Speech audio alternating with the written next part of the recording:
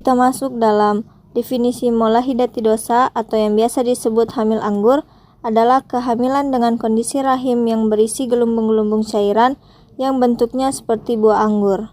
Nah, jadi kondisi ini terjadi ketika sel telur yang sudah dibuahi dan plasenta tidak berkembang secara normal.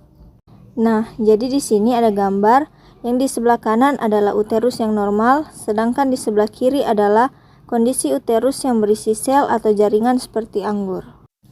Kita masuk dalam klasifikasi hamil anggur, yaitu komplit dan parsial. Pada hamil anggur komplit ini merupakan hasil kehamilan tidak normal tanpa adanya embrio atau janin. Kondisi ini terjadi ketika sel telur yang tidak mengandung gen dibuahi oleh sperma dan gagal berkembang menjadi fetus, melainkan tumbuh menjadi sekumpulan jaringan abnormal yang disebut mola, yang lama-kelamaan dapat memenuhi rahim.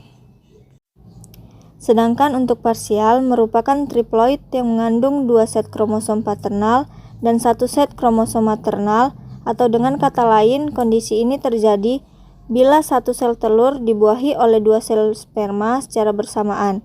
Akibatnya, jaringan plasenta akan berkembang secara tidak normal dan berubah menjadi mola, sedangkan jaringan fetus yang berhasil berkembang akan mengalami kecacatan atau kelainan yang serius.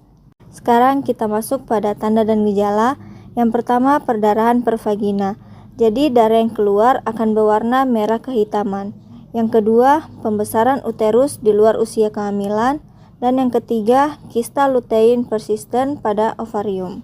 Terdapat beberapa faktor risiko dari mola hidatidosa, antara lain usia, jarak antara kehamilan sebelumnya dengan kehamilan sekarang, memiliki riwayat abortus sebelumnya, sosial ekonomi yang rendah, riwayat mola sebelumnya, sel telur yang secara patologis sudah mati tetapi terhambat untuk dikeluarkan, adanya imunoselektif dari trofoblast, paritas yang tinggi, defisiensi protein, dan terakhir adanya infeksi virus serta faktor kromosom yang belum jelas. Komplikasi yang dapat terjadi adalah perdarahan dan tirotoksikosis. Tirotoksikosis ini adalah kondisi di mana meningkatnya kadar hormon tiroid di dalam darah. Selanjutnya kita masuk pada pemeriksaan yang terbagi menjadi 2. Yang pertama pemeriksaan fisik dan yang kedua pemeriksaan penunjang. Pemeriksaan fisik dilakukan dengan cara palpasi, inspeksi, dan auskultasi. Yang pertama kita masuk pada palpasi.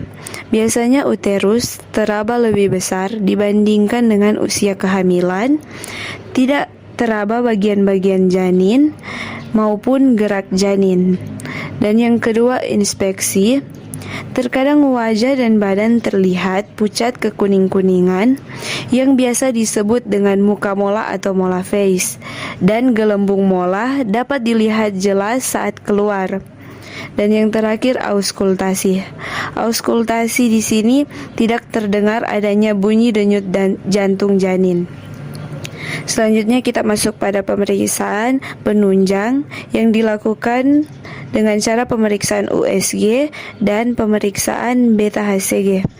Pemeriksaan USG di mana akan terlihat gambaran yang khas berupa badai salju atau snowstorm pattern atau gambaran seperti sarang lebah. Selain USG, bisa juga dilakukan pemeriksaan beta HCG untuk diagnosis maupun untuk pemantauan pada penderita penyakit trofoblast.